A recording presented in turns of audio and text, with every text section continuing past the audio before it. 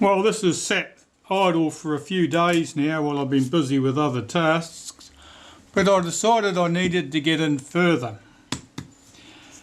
Now this focus scale ring looked to me like it split at this point. So, as I did before, I took the hose clamp, I wrapped this front section with plenty of tape, put the hose clamp on there, and sure enough, with a bit of effort it unscrewed.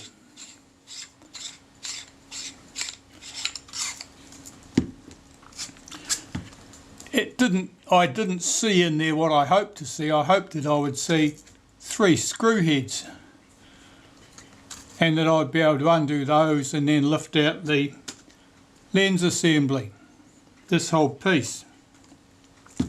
That's not to be. But what I did discover was that this piece, which is the whole lens tube, if you like, that holds the groups front and rear and the diaphragm, is actually being prevented from coming out by this block running in that groove there. As you can see, it looks to me like that block prevents me from being able to lift this front section, or this inner section, which held the lens groups, out completely. So my next thing I'm going to try is removing that single screw, lifting out that block and seeing if this inner piece here with the diaphragm and the housing that holds the rear group and so forth will come out of this lens. If it does, it may change the way that I would have chosen to get into this lens had I only known. But let's find out. So this is held in, there's a single screw here. I can see it's been locked with a bit of lacquer. So I'll put a spot of acetone on that. I can also see a scratched line in there.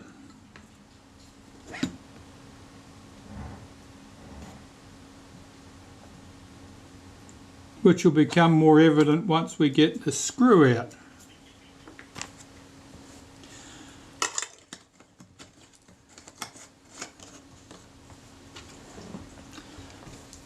You can see that paint came off on that Q-tip. Alright, let's try this.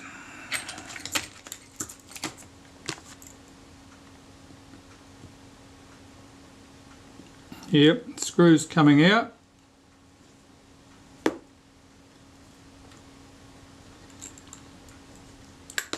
The end of the screw, because this is quite long, was visible inside the lens tube.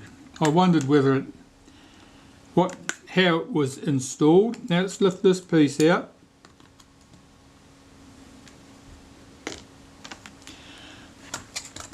Now, will this inner piece come out of the lens? Let's find out. Yes. Alright, so now we have this in 2 pieces. I'll strip that ugly tape off the front so you can see what we've got here.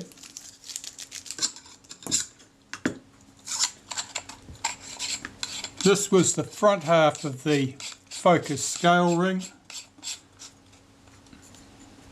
and simply it split at this point. Now how did I determine that? Well, I did go and look on the internet to see what I could discover, and bloke named Mike something, I'll give you put the details in the description. He was taking apart an Elmarit, not this one, 135 I think, but getting into it, he split the focus ring at this point. So I was reasonably confident that was going to be the case here. I studied it closely, the grooves here and the grooves at this side, and there certainly appeared to be a break in at that point. And that just screwed in. It may have been locked with lacquer, it may just have been locked with dirt and corrosion. We won't know. The important thing here probably to note is that we've done nothing to change the focus helical. So all that adjustment of the focus helical is remained in place. So we've done nothing to change the focus, which is important, of course, because especially with this lens, I don't have a Leica Flex. I'm not going to be able to check the focus easily with this. So let's put the lens body aside and look at this piece here. Well, you can see where that rear element fitted. We can see the diaphragm quite clearly now, and you can see that that moves nice and smoothly and that those blades are clean. There's a bit of a squeaking noise there, but I would be not concerned about that at all. And now you can probably see better where this piece went. That was that fork that was on the other side, which I have to repair, and the alternative to that is to remake it. But I would really much rather repair that.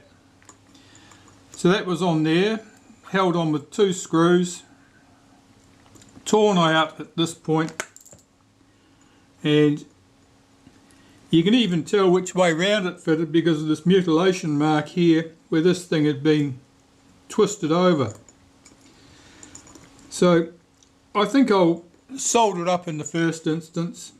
If I'm not confident of its strength, I may put another piece of metal over the top of it and solder that on too, and then drill down and put longer screws in to hold it.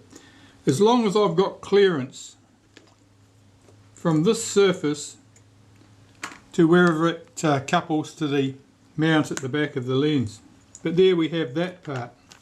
So I'm very pleased to have discovered this, because it means I can clean my glass elements. I can put everything back in place. Here's those scratched letters that I told you about. It looks like 163-30H, and there's a 00 here. Now whether those were control numbers in the factory to match this to a particular serial number, I don't know. I don't know whether they matched the components like that at all. But it's interesting to see those definitely hand scratched numbers on that component, where of course no one would ever see it other than someone servicing the lens. Right, well, I'm quite pleased to have got this far.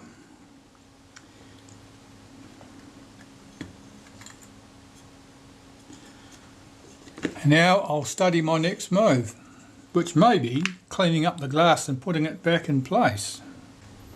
Well, I'm looking at all this stuff at the back here. I see that this piece, this ring, that had that fork attached to it that got damaged, that'll lift off. So it means I can clean those surfaces that it ran on and make sure that it moves smoothly.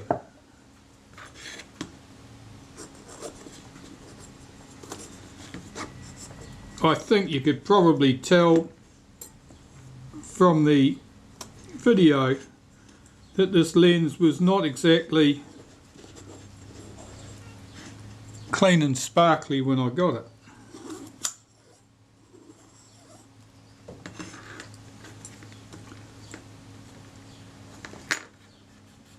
We have the accumulated dust and dirt of decades, and worse than normal, because normally, of course, if a lens is useful, valuable and functional, people will take care of it. And this one would have had lens caps fitted. It may have been sitting in a more appropriate case, possibly its original case, and it would have been treated with some respect. But unfortunately for us, this one has had a hard life. I'm just checking the motion here, see how that movement feels.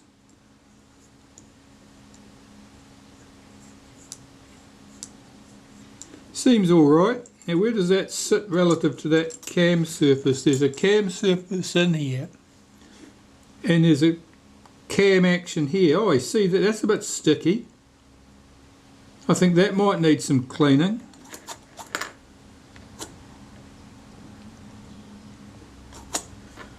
That cam surface there must contact that little pin. Yes, it does. You can see how that will open that aperture right up. Alright, I'm learning about this all the time. Life would be much easier if you had service information. I'm just checking this piece. So it acts in that position there. It doesn't need anything to happen to it out at this point. That's not in play. It's only in play when it's sitting in this orientation, and there it appears to move quite well. That the spring has plenty of tension to return it to its working position.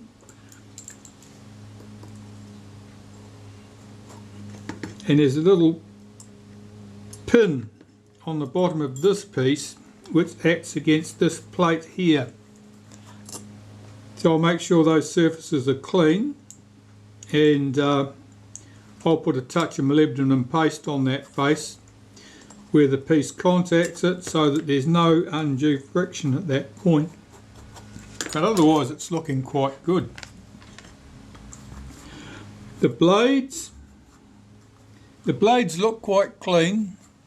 Certainly there's no obvious oil on there, and I would not be tempted to disassemble the diaphragm just for the sake of it. But I will have I'll give those blades a wipe with a bit of naphtha here to see if anything comes off on the cotton bud, and see what I get on there. I can see a bit of brown on there.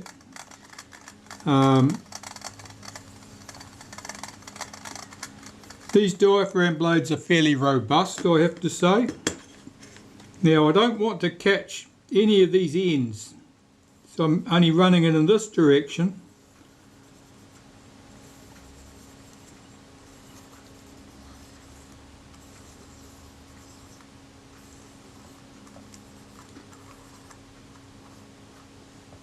There's a little bit of staining coming off there, nothing dramatic. Certainly nothing to worry about. Oh, that's a bit wetter than I really needed to make them.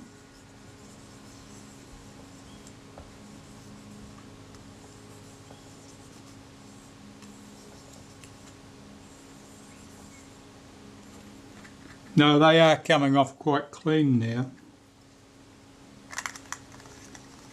With diaphragm blades, your biggest potential problem with them is that oil runs out of other parts of the mechanism.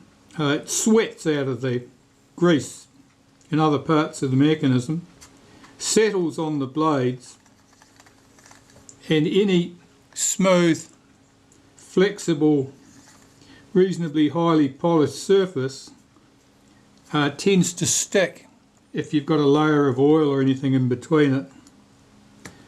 And that's when you end up with diaphragms that are sticky.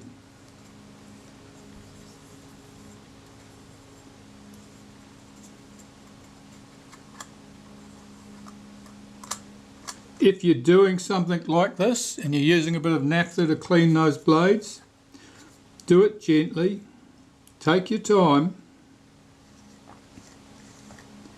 and be aware that even the naphtha, if it's sitting in a liquid layer between those blades, will stick them together. So don't panic if the diaphragm is not as free as you expected it to be while you're in the process of cleaning it. That feels quite good. Now there's a bit of noise there, you probably heard that. I'll move that again.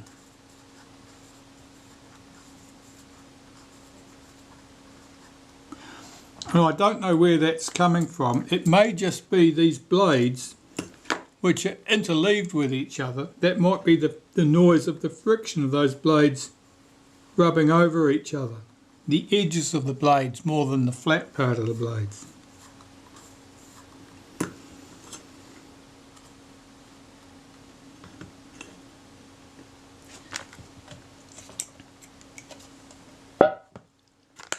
I have an option here.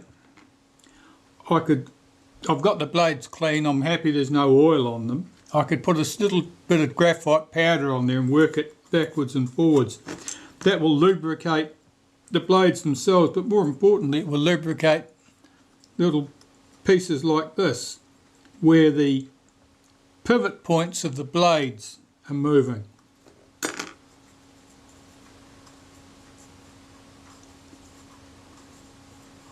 It does move very freely. I'd say it's probably an option for me to do something like this. I don't really want to take that diaphragm apart. I don't think it's going to affect anything I do to it. It's not likely to make any practical difference to how well the lens works at this stage. I think I'll leave well enough alone. This piece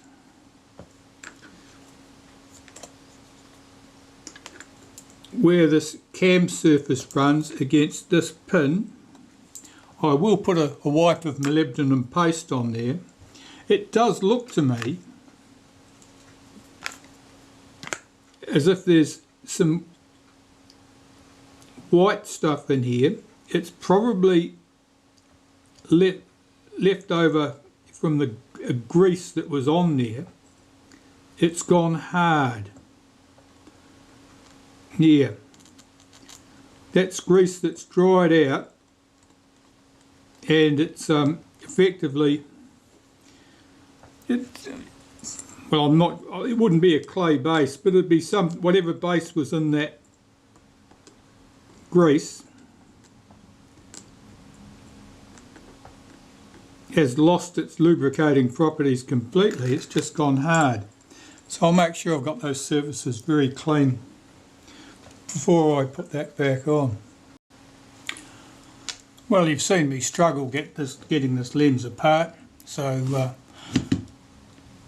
sometimes if you've got no instructions you just have to take your best guess, and once you've got things in pieces you figure out there was a better way of doing things, or certainly a different order in order you needed to take the thing apart. So I've still got work to do on this because I haven't cleaned the glass. But I do have everything else working nicely. Diaphragm, you can hear those nice click stops. It was missing the ball. There's a lot of other cleaning up work needed to be done there. There was a screw head that had backed out and that was making the settings very stiff. And the ball, of course, being missing didn't help much. It meant that the spring was dropping into the pockets the ball would normally contact. So it had sort of grate stops rather than click stops. The size of the ball, 1.5 millimeters. Took a bit of trial and error to find the right one. Okay, so I had also fixed up that broken lever in there, soldered it back together, put a patch on the bottom, soldered that in place, and that's all looking good. But how would you take this lens apart if you were starting afresh? Okay, so here we go. So the first task you need to achieve is to unscrew this front ring from the lens hood. That keeps the lens hood in place. So that I had to use a bit of solvent on there and lots of friction and other exciting things to get that loose. But that's what you would need to do. Then you would rack the focus right out to the close focus position. If you slide your hood all the way back down, you can see the screw hole there. I haven't got the screw in here at the moment, but there'd be a lock screw in there. And you'd back that out. Then you can unscrew the front section, which comes out like that, complete with the name ring. Next task. This piece, this band here on the front of the focus scale ring, you'd unscrew that.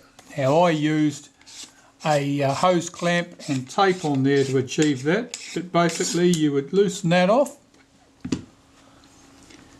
and now you can see this block in here. Now I'm going to open up the back of the lens at this point, just so I can, oh actually I don't need to, I think, to get this, so we can probably get this out without doing that, but I will open it up to put everything back. So we'll take that block out.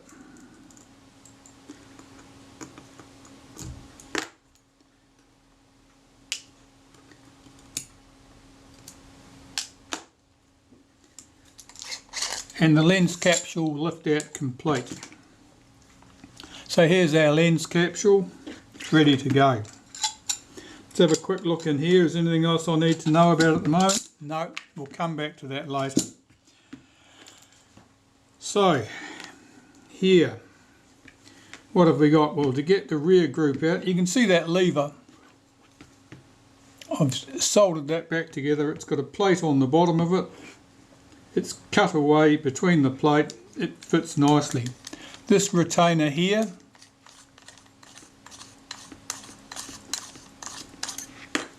that actually holds this piece in place.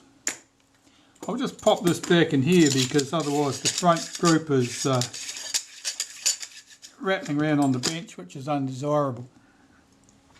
So yes, you could lift this piece off. You can see that I've got that off.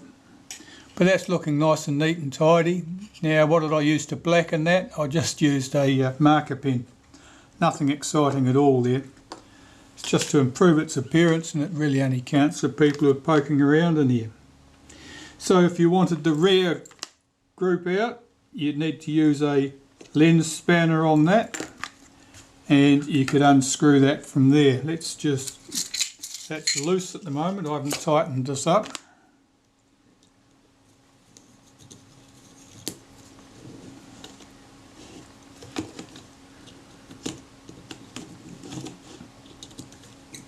I'd like to say the threads run nice and smoothly. They don't, but they're not bad. There's no serious problem there. It's probably a bit of paint or something on locking those threads, or at least preventing them from moving smoothly. Right, so that retaining ring would come out. The rear lens glass will probably come out for us. Just shift this again.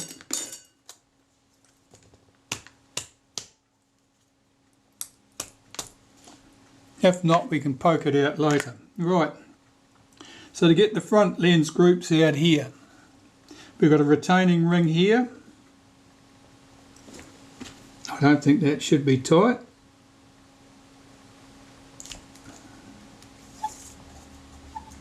You can see I'm just pushing that round with a toothpick there. This retaining ring's quite thin. Don't damage it. The front group, I'll just tip that out onto a soft cotton handkerchief. Pop that to one side. What have we got in here? Well, we've got another retaining ring here. Again, this is loose because I haven't tightened it back up. I've had this apart so as I could work out how everything went, and then I've popped it back together again because I wanted to make sure that I was absolutely clear how things were done. So we've got the second retaining ring. Now here, I'll see if I can get that lens group to drop out into my hand. Okay, so there we have this group here. I think from that's actually two pieces of glass cemented together. What have we got here now? Well, there's one remaining piece there. Can we get that unscrewed? Yeah, it splits at this point.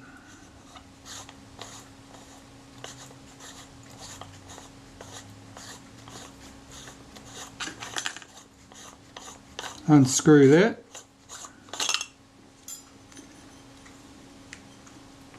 I was just looking to see if there was a lock screw holding that as well. It doesn't appear that there was, that just screwed in. Okay, so So here we have this piece, we can see our diaphragm there. We can see our glass element in there. Now, to be perfectly honest, you could clean that in place. You wouldn't need to remove it to clean it, but in this particular case, I've got the retaining ring off the back of it. It's probably more convenient for me to drop that out and clean it and then put it back. So I'll just do that. I'm just going to poke that out with my dirty finger.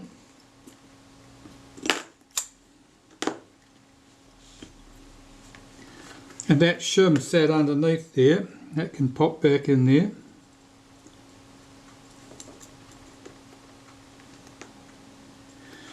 There's our rear glass. Now the rear glass, you need to know this because it looks, I'm just seeing how symmetrical that is. Wait a sec. Yeah, it is convex on one side and pretty much flat on the other side. Now the flat surface is to the back. The convex surface goes towards the front. So that piece of glass needs cleaned. You can see I've put two little spots of marker on there with a marker pen before I disassembled it. That's so I was absolutely sure which surface faced the rear. When you're taking apart something like this, that lens, you may not be able to distinguish easily which face went where, but the lens would know. So you need to get it back in the right place. So our glass, we've got the rear piece there. We've got this piece in this unit. It's just a single piece of glass as far as I can tell, and certainly it's only got two surfaces I need to clean. This piece with two surfaces I need to clean, and the front one, two surfaces I need to clean. Since I've got this all apart, it's I don't need to be mucking around with cotton buds much. I can clean this with soft cloth and glass cleaner and be absolutely sure that I've got all the fungus and rubbish away. I'm just looking at this piece. There's not much on there. I think most of our fungus I think was on the rear group and the back of the front group. So you wouldn't need to dig in too far to get to this. So I'll clean up this glass now. There's nothing exciting about cleaning this glass up. I'm just going to use soft cloths, and the soft cloths I'm using here are well laundered men's handkerchiefs, cotton handkerchiefs. I find they work really, really well for this sort of thing. I'm also going to wash my hands and make sure I've got my hands extra clean and trying to keep my fingers off the glass so I'm not leaving any finger grease or contamination on there, and I can start putting everything back together, and I will start putting it back together with that rear group, I think, that rear element. As you can see, I've got the glass back in. This is the rear glass. Make sure that the convex side, the most curved convex side, is facing forward. The flatter side goes to the rear. I've just tightened that with a lens spanner. The shim that we had in there, that went between the ring here, the retaining ring, and the glass. It didn't go under the glass, didn't go between the glass and the body. So that's all in there. It's looking pretty good. I've been through this once before, but unfortunately I hadn't pressed the record button, so you didn't get to see all of that. But there we have our glasses in there. It's quite good. There's certainly tiny marks on that glass in the coating, I would say, and they're not coming away. So there must be marks in the coating. They're there to stay, and they're the result of particles of dust sitting there for decades. Whatever it was, that's there to stay now. The next piece of glass to deal with is this one here, in this body. Now in here, this surface in here, there's plenty of fungus on that. There's some on this rear surface here, and I will clean these in much the same way. I can see there's a retaining ring here. There may even be two pieces of glass. I don't know whether that's a cemented pair or not. I don't know enough about this lens to tell you. This is certainly locked in place, the retaining ring's locked in place with lacquer at 3 points, and if I was to take that apart, or if I was wanting to take that apart, I would use some acetone on those 3 spots to melt that lacquer before I unscrewed that retaining ring. However, I'm just going to get onto this glass now and clean that with some glass cleaner, and hopefully it'll come up as well as the rear group did.